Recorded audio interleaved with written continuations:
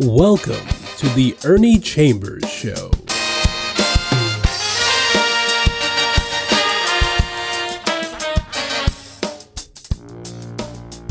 Brothers, sisters, friends, enemies, and neutrals, I'm running for the legislature.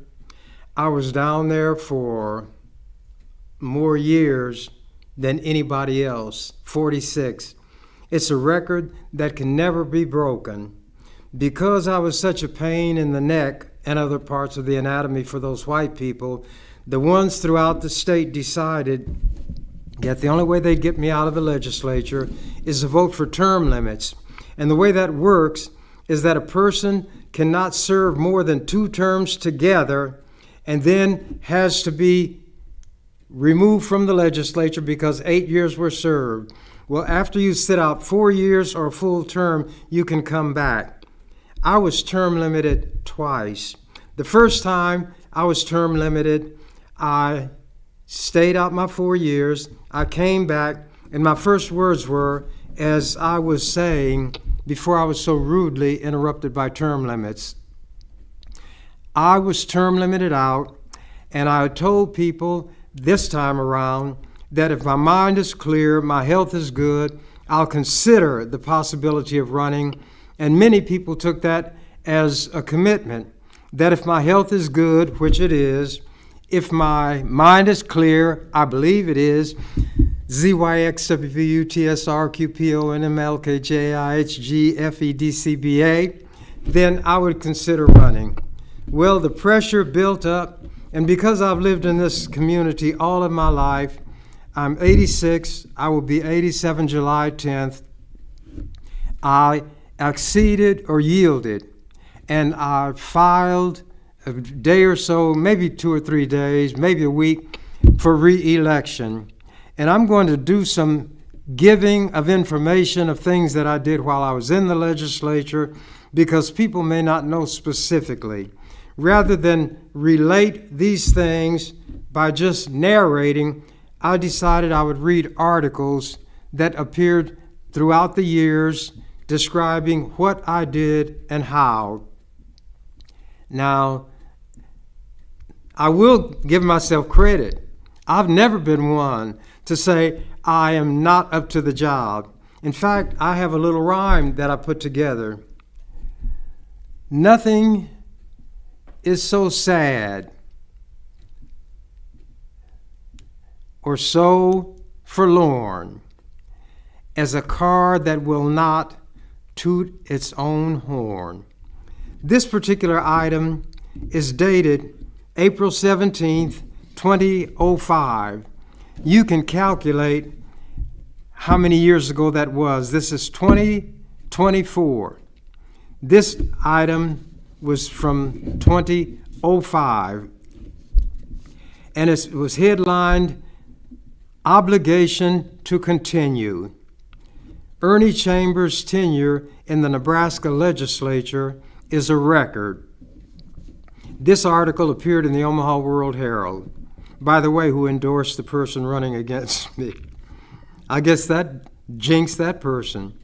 Next week, State Ernie Chambers becomes Nebraska's longest-serving state senator, and it's a record that can't be broken due to term limits.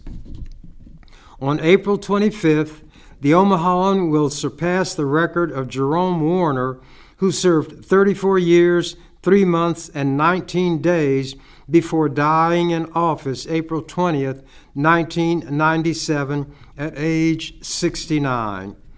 He died younger than I am now. So when people talk about my age, I point out that there are graves for babies, graves for teenagers, graves for younger people, graves for people of all ages, and we never know when the Grim Reaper is going to harvest us. But I don't feel his cold breath on the back of my neck, and I don't feel his bony fingers holding my hand. But to continue, Chambers, 67, has seen 8 governors come and go. For much of his tenure, he was Nebraska's only black lawmaker. He fought to get black representatives on Omaha City Council and school board by passing bills to establish elections by district for both. Some people don't realize that. He has sought to repeal Nebraska's death penalty. His repeal bill was passed in 1979, only to be vetoed by then Governor Charles Stone. People thought this last time, a few years ago when I got it passed, was the first time.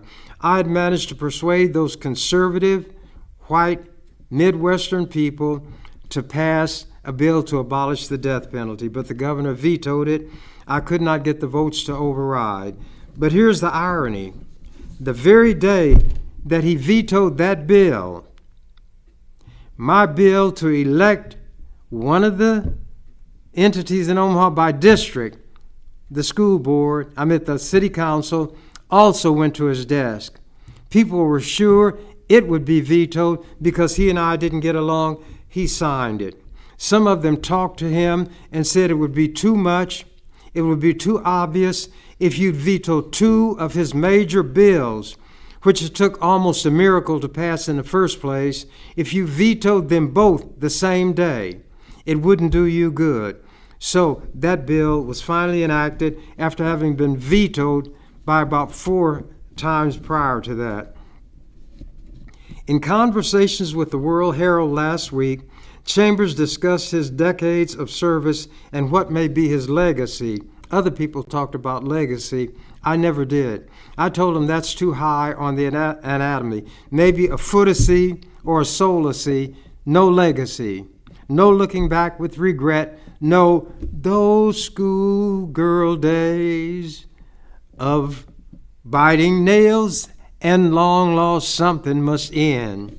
But anyway, why did you run for the legislature? That was the question. Answer: I really didn't decide on one of those things I had wanted to do. People had asked me to run against Senator George Althouse, a black man who represented the district, when he stood up and said words to the effect that God put white people in charge and we're supposed to follow along behind them. People were outraged.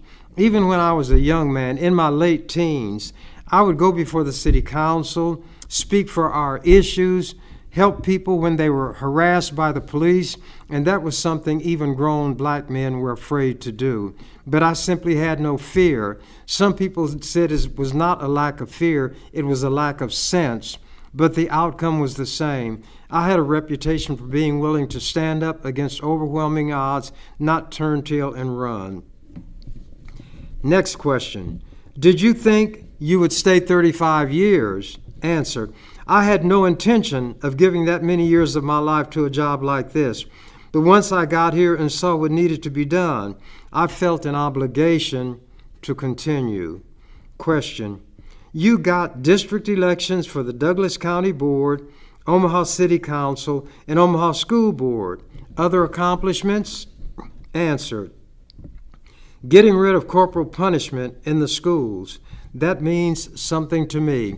At Horace Mann and some elementary schools in the black community, they had paddles. I should have brought one to show you that they beat our children with.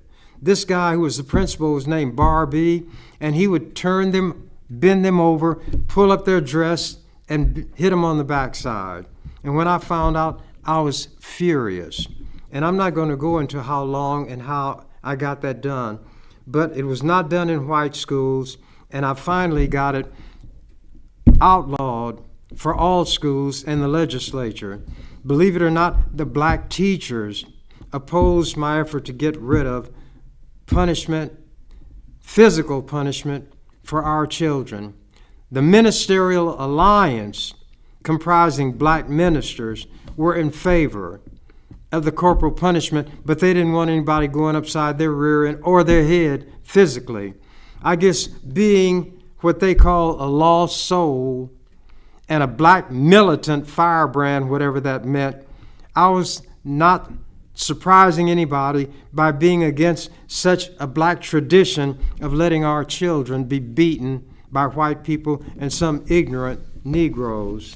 But to continue, Getting rid of corporal punishment in the schools, that means something to me. And the 2 death penalty items that I did get passed into law meant something, and some people are aware of it. One was that nobody who had committed the killing prior to 18th birthday could be subject to the death penalty, nor could anybody who in those days we said was mentally retarded.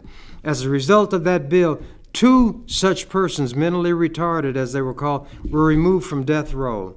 Can you imagine executing people who are certified to be mentally ill? Those are the ones that Nebraska wanted to kill. Those are the ones that I was able to rescue. And these young people, none of them could be executed. So I told people, if I were a hippopotamus with a mouth that big, I would take a bushel basket of apples and swallow them in one gulp. But since I'm not a hippopotamus, I have to consume the apple one bite at the time.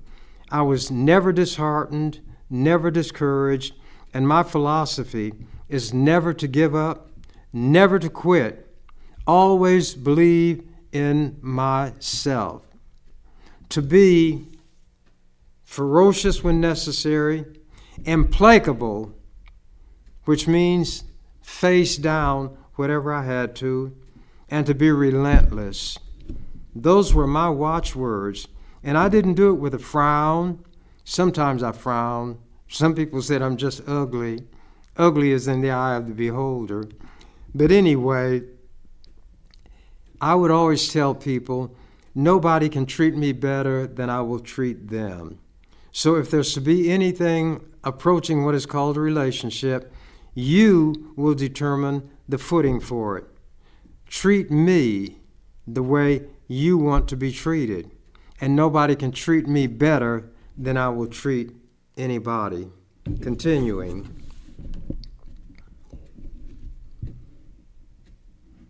Oh, the 2 death penalty items. Other things that I've done. I doubt those things will be undone, but there are other things that I've done which might be undone when I no longer was in the legislature. Question: is your focus on the death penalty an achievement? Answer: the ultimate thing has not been accomplished yet. That's its abolition. Question: you fought racism throughout your career. How do things compare to 1970? And remember, this article was printed 2005. Answer: there have been presidential executive orders, congressional enactments, court decisions aimed at alleviating racism, yet racism is as deeply entrenched, it is more virulent now than it was. And because of that, I would explain that the constitutional provision that says anybody born or naturalized in this country is a citizen. We were born here, and we're not citizens yet. A white person can get off the boat from Europe on Friday, and I, who've lived in this country all my life, would be approaching him Monday to try to get him to give me a job. That's a slight overstatement, but you use examples to make the point. Continuing. Question: you've introduced a number of bills for gay employment rights. Why is that an issue you have pushed? Answer: when I was growing up, I didn't know what a homosexual was. Even as an adult, I didn't think too much about it.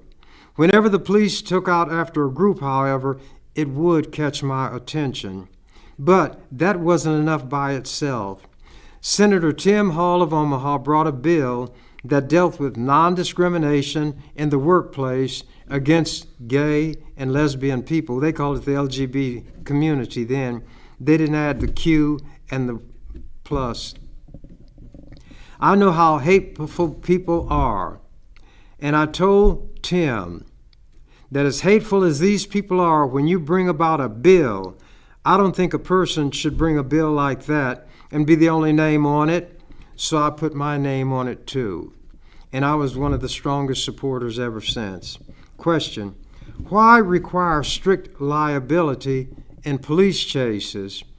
Answer: I had seen in Omaha all kinds of chases. At first, I talked to the mayor and others about getting rid of these chases. It was capped when the cops were chasing a guy who went through a stop sign, hit a teacher's car, and killed him. The teacher left a widow and 4 children. I said, since the cities are not going to regulate these chases, I need to find some way to compensate innocent third parties who are hurt. And here's how that went. You could sue, but you would have to prove that the cop was negligent in the way he or she was driving in the pursuit. They never said the pursuit itself showed negligence, so nobody ever could win. I did not base my law on any negligence by the officer. And my argument was, if these high-speed chases are deemed by the public to be a legitimate method of law enforcement, then I'm not going to make the cop personally liable. They don't have anything anyway. I'm going to make the city for the city cop, the county for the sheriff, the state for the state patrol. If an innocent third party is injured or killed in a police chase, that meant the person being pursued or the pursuing officer caused the injury. The entity for which that pursuing officer worked would have to pay. And down through the years, people have collected. Just a few months ago, a family was paid over $400,000 by the state because of a loved one being killed while being pursued by a member of the state patrol. These are things I looked at. I looked out to the extent I could for everybody's welfare. Those who nobody else seemed to care about were my particular province. As I say, the least, the last, and the lost. Continuing this article. How about your races for governor, attorney general, and the U.S. Senate? Nobody had even run for those 3 offices, but I ran for all 3 of them, not at the same time. But in one instance, I was running for the governorship and the legislature at the same time, and it was taken to court by somebody. The lawyer was incompetent. But anyway, the Nebraska Supreme Court ruled that a person cannot run for 2 offices at the same time. So I called a press conference, and everybody was sure that I would leave my name on the ballot for the legislature and not run for the Senate. So I said, oh no, you think you know everything? You think you know me, but you don't know me at all. I'm going to leave my name on the ballot for the U.S. Senate, and I'm going to remove my name for the legislature. And their eyes got big. They said, you're not running for the legislature? I said, oh yeah, I can run for both offices, but I can have my name on the ballot for only one of them. I will have to run for the legislature by write-in. They said, well, nobody has ever won a seat to the legislature by write-in. I said, there's always a first. Somebody has to be first. I don't mind being first. So I launched a sort of campaign which consisted of printing brochures telling people that I was running for the legislature by write-in and that they would have to write my name on the ballot. So when they get to the part that says legislature, there would be a blank line, and that's where you write in the name. Try to spell my name correctly, but under the law, if it's a close enough approximation, then it will be counted. But people were sure that I couldn't win by writing because nobody had done it before. But there has to be a first, and I don't mind being first when it's something of value. Obviously, I didn't win the seat for U.S. Senate. I was running against Bob Kerrey, and my name was on the ballot. But I won the seat in the legislature by write-in, which was the first time that had ever been done, and the first time that a person did it while running with his name on the ballot for a different office. There are things I've done that people don't know about, and many people don't care about. I'm the kind of person who, in the minds of some people, can do no right, no matter what it is. And I have not lived my life based on what other people think, how they feel about me, or what they say about me.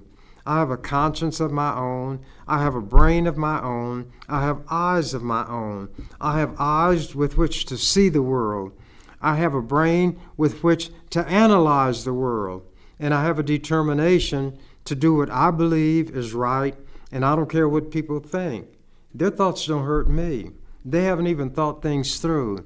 They cannot think well enough to run their own life. How are they going to run mine? They're not. Let me continue. Oh, but that question was, how about your races for governor, attorney general, and the Senate? Answer, those were for the purpose of raising issues and focusing discussion. I've never believed I could win an office where white people would have to vote for me in large numbers. They couldn't vote yes for me on anything, but they could vote yes on a proposition to get me out of the legislature, and that was term limits. Because of term limits, Chambers will not be able to run for re-election in 2008, which was 3 years off from when this article appeared. But I ridiculed them. I said, to get rid of one black man, you were willing to get rid of 47 white people. So you deem one black man of more power than 47 of you all. If that was my view, I guess I'd do it the same way you're doing it. But having the intelligence that I have, I would be ashamed to admit to my enemy that one of them was of more power and merit than 47 of us. And then I'd cap it, or as they say, put the cherry on top of the sundae by telling them, if Alibaba can handle 40 thieves, I should be able to handle 47 white people. I never took low, I never bit my tongue, and nobody would ever be ashamed of me, who is black, unless they were Toms, Jemimas, and whatnots, but they wouldn't be ashamed because I would not stand up and speak when I should speak, and when most people of all races, nationalities, and sexual orientation were afraid to even whimper. Let me continue.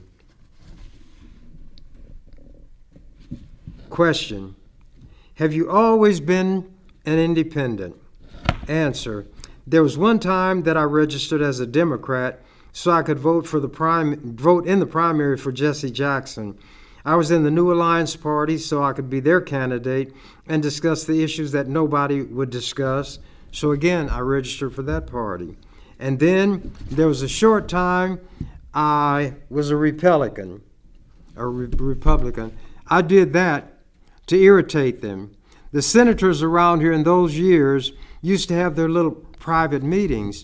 When I became a Republican, I could go to the meetings, and I told them they were duller than a convention of undertakers, so they didn't have to worry about me coming anymore, and I changed my registration back to independent.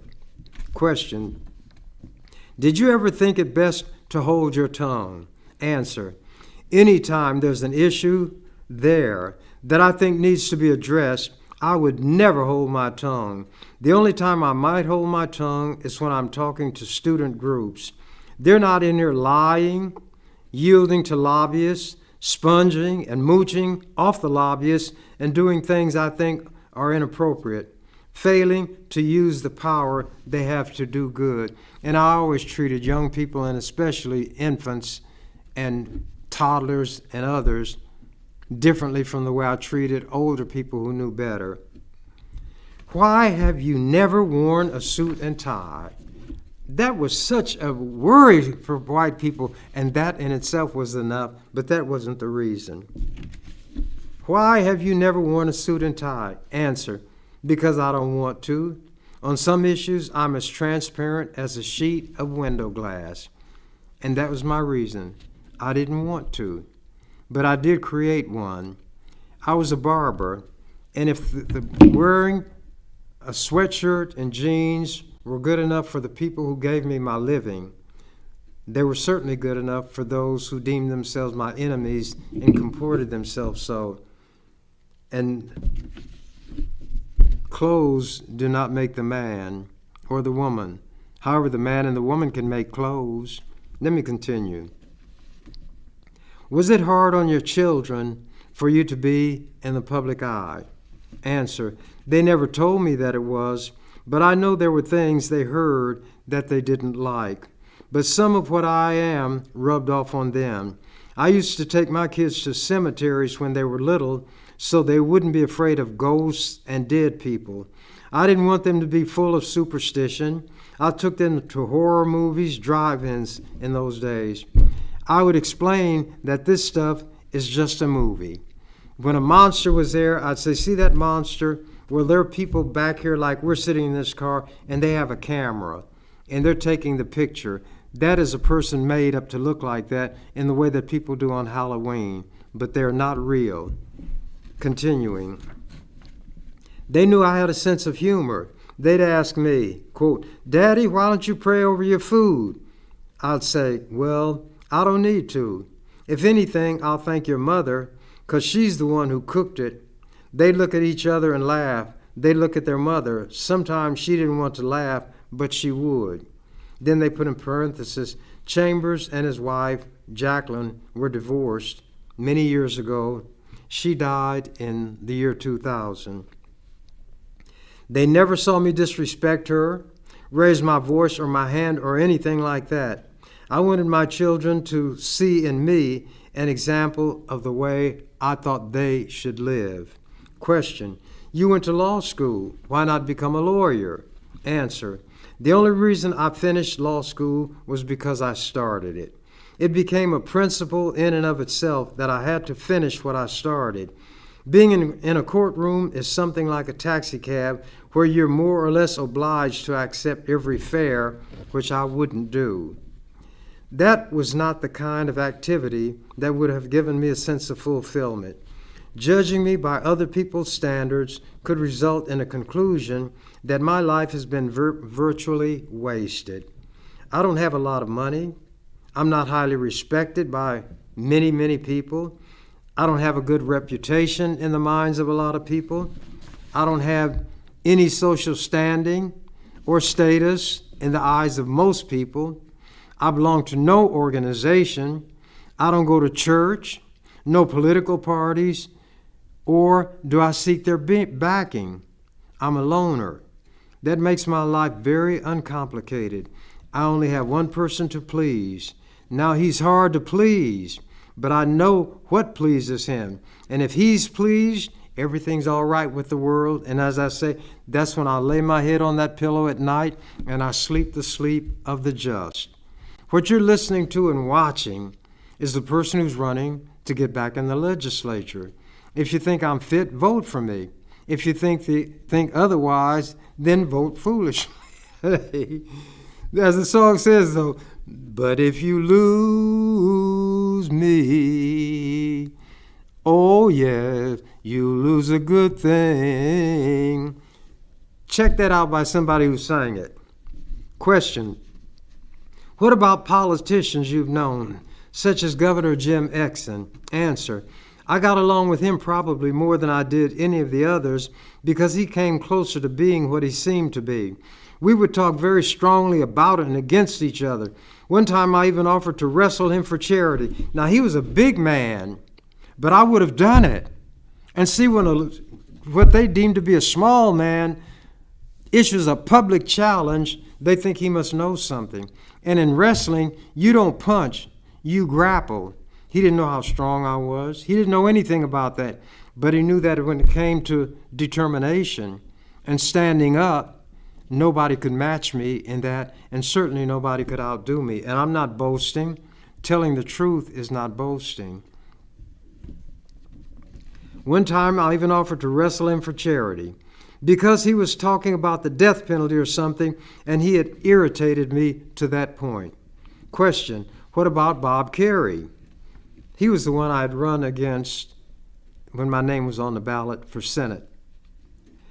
Once on the east side of the Capitol building, there were about 3 or 4 little white boys from the Catholic school or somewhere sitting out there with me, and I saw Carrie coming. Children seemed attracted to me, and it was a Catholic school, but even though the Catholic adults probably hated me, the children didn't. They even brought me some rolls one day, and the package was open, and there was some dirt that had gotten into the package. Naturally, I wasn't going to eat them, but I thanked the little boys, and I told them they really were nice, and I appreciated what they did. Because one time they were in trouble, they had no place to go, so they came to my office, and I interceded for them. I can't help it. Children are my heart if I had a heart, which I don't have. And I tell people that, told them that I'd gone for a physical examination, and this nurse put the stethoscope right here where your heart's supposed to be. And she got a strange look on her face. And she said, now, I don't mean anything by this, but can I put this on your arm? I said, well, if that's where your heart is. So she put it on the inner side of my bicep. She listened. I thought she was listening. She got a strange look on her face, and then she called the doctor. I don't remember what happened after that, but ever since then I told people I don't have a heart. And I can document it because when they checked me for it, I didn't have it. They couldn't find it. And they're the ones who know how to find a heart. Now, she didn't say I didn't have a heart, but obviously she didn't find a heartbeat. And I've never seen my heart. I've never seen the heart that's in me if I have one. How do I know? I don't. But we draw conclusions based on things that generally happen a certain way and based on the things we're taught. We're all taught that a heart is the organ that pumps the blood through the arteries, out through the body. The blood goes out, and then when it comes through the lungs, it's oxygenated. That means it gets oxygen, goes back to the heart, and that's the circulatory system. That's what they taught me as early as grade school. But whether I have a heart or not, if I did swear, I couldn't swear to it.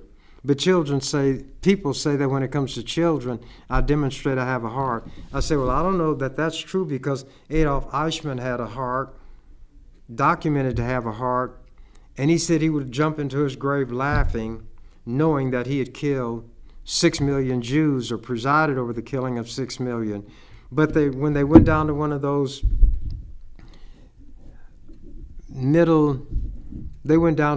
countries in Latin America, and they captured him. He was going by the name Clements or something, but the Israeli Mossad, or whatever they call them, I call them the butchers, the modern day Nazis.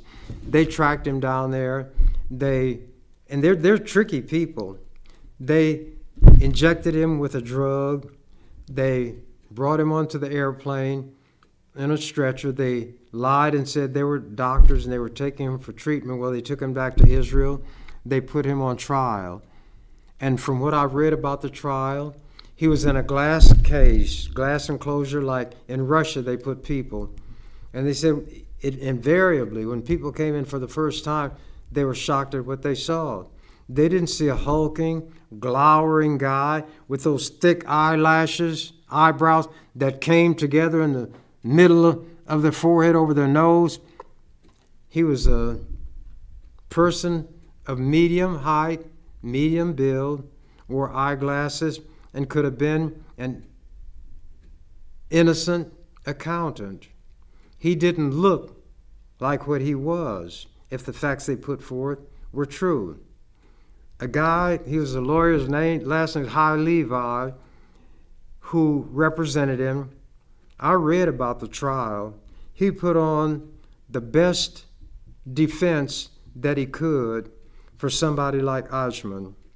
And he wasn't justifying anything, but he took every shred of what could be called evidence that would mitigate or lessen the seriousness, the ugliness of what Eichmann had done. Nevertheless, Eichmann was found guilty to nobody's surprise. He was hanged until he was dead, and maybe an extra amount of time to be sure. his body was cremated, and the ashes were spread in the Mediterranean Sea. How many of you all knew that? I read history. Malcolm X said, and he was telling the truth, history is the subject best suited to reward our efforts. One of these days I'm going to talk about the so-called Holocaust. And as I've said several times in this time slot, there are people who feel that the Jews the Israelis learned all of the bad things from the so-called Holocaust, and the Jews who wound up going to that part of the country known as Palestine and stealing the land from the Palestinians, there was no Israel. There was no Israel until 1948. Israel declared itself to be the Jewish state. And to do so, they displaced Palestinians, stole their land, abused the people. You can see how they are literally slaughtering them now. They have created starvation in Gaza. I had described for people so they would understand what was happening the situation like a large, long sock. It's called the Gaza Strip. And the Palestinians up here in the north were driven farther and farther south by bombing. Now the Israelis had airplanes, they had bombs, they had rockets, they had tanks, they had artillery. The Palestinians had none of that. Nobody armed them. It was not a fair fight and was not designed to be. It was to be a slaughter, and it was. These Israelis have attacked refugee camps. They have attacked schools. They have attacked hospitals, killing civilians, many, many women and children. They learned all of the worst things from the Nazis, and they're carrying them out with a vengeance. Pussyfooting Biden had said, well, if they would use these weapons of offense against the Palestinians, I will cut that off. We're not going to send them these 2-ton, that's 2,000 pounds, these 2-ton, that'd be 4,000, huh? Anyway, these 2-ton bombs, because they could only be used offensively. Those are the only weapons he withheld. Netanyahu talked about Biden like he's got a tail because he knew that Biden is afraid of the power of the Jews in this country. They do control a lot of the money. They control a lot of the communication system. Every place where a lot of money is at stake, a lot of power, you will find Jewish fingers and Jewish hands. And I'm not one of those who will say every Jew is bad, that every Jew has money, got it through cheating and lying. Other people say it. I don't know that for a fact, so I will not and cannot say that. I cannot condemn all of any group. I cannot even condemn all of the Germans who were in the war under Hitler and were members of his Gestapo, the Geheim Staatspolizei, or however they pronounce it in German. But that's what the Gestapo was, the secret police. The SS, the Schutzstaffel, was the death head group. They were the ones who operated the death camps. They were the ones who could commit and did commit the mass murders. They murdered young Jews. Why would they do it? Well, young Jews grow up to be old Jews. Little Jews grow up to be big Jews.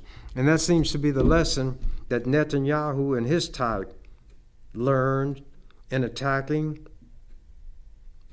Palestinians.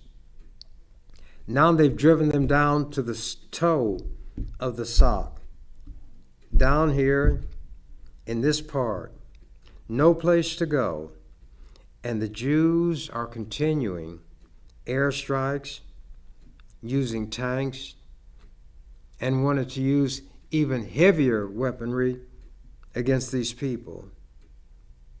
Now, I'm not going to lose my way and get off into that like I have in the past. I'm supposed to be indicating to you all, if you're still listening, some of the things I did while I was in the legislature telling you something about that record and saying that I intend to do the same thing if I go back. The youngster running against me had given an interview and said that I'm not speaking of me. He's not the only one who can stop this runaway train, because that's what was said. When I was removed from the legislature by term limits, the brakeman was gone from the runaway train. He said, you need the votes. That's true. You need the votes. But if you don't have the votes, you don't get votes by whining and crying and begging and pleading. How did I get votes? I stopped them from being able to vote. I did not filibuster, meaning reading from the phone book or recipes. I used arguments. I based mine on the rules. I educated them about Constitution, Black history, their wrongfulness throughout the history of this country, the fact, among other things, that George Washington had so many slaves that when the South seceded from the Union, they said George Washington was their patron because he owned so many slaves. And they don't want that taught. These white people in the schools today, they don't want the truth taught. That's the only way they can get people to still celebrate George Washington's birthday. They call it President's Day now. And he wasn't the only one. Thomas Jefferson, the one who did a lot of the writing of the Declaration of Independence, was a slaveholder. And you know what he said? Our children watch this, and they learn all of the worst things. They don't want to do honest labor because it's connected to what slaves do. And he concluded that little recitation by saying, because white people like him and enslaved black people, I tremble for my country when I recall that God is just, but he didn't fear God's justice enough to free his slaves. And you think they weren't raping black women, black girls? Thomas Jefferson had a teenager named Sally Hemings who he traveled over to France with as an ambassador. This young black girl in tow. That's what was happening to us. Treated like cows, pigs, and chickens. Auctioned in the same way. When black men and women were standing up there being sold, they'd walk up to a woman, check her teeth, feel her breasts. They could even grope her. That's what they did. And you're going to tell me you think these white Christians would not do such a thing? Then where did we get all these half-white black people? A lot of white men were jumping fences in those days and continue to this day. The truth. You shall know the truth, and the truth shall set you free. Not just merely knowing it. The truth will infuriate you to the point where you will, by any means necessary, obtain full freedom, justice, and equality. And that's what we have to spend our time trying to get. And I was telling you what I would tell this young black man when I engaged in extended debate, because he had said they filibustered, but they couldn't stop things. Well, what I did wasn't filibustering. I always called mine extended debate because I always gave historical lessons. I've talked about the law, the Constitution, presidential proclamations, civil rights laws, court opinions. I was instructing. And that didn't give me votes, but it stopped them from voting. They couldn't use their votes because they couldn't bring anything to a vote because I was engaged in extensive debate, not filibustering. So what they would do is say, Ernie, what must we do to be saved? I said, here's what you've got to do. I've got amendments. We'll put these amendments on your bill and I'll let you at least get a vote on it, but I'm still going to oppose it. However, I won't dig my heels in and stop it entirely. If with these changes I'm suggesting, I'll still speak against the bill. I don't want to stop everything that's passing because some of them have good parts in them. If you can overcome my opposition, then you will get your vote. but I will not stop you from getting a vote. And that's what I did with their rules. I stopped a vote from being taken. And although I didn't have the votes at first, they couldn't use theirs. And the youngster who's there now doesn't understand these things, and maybe he will learn, but we'll just have to see. I have a record, and I'm going to begin to lay that out, not just by me saying it, but by reading articles. I'll give you the news publication, I will give you the date, and you can check it for yourself. You will see there were national items, international, every kind of imagined and imaginable means of communication had taken note of what I did.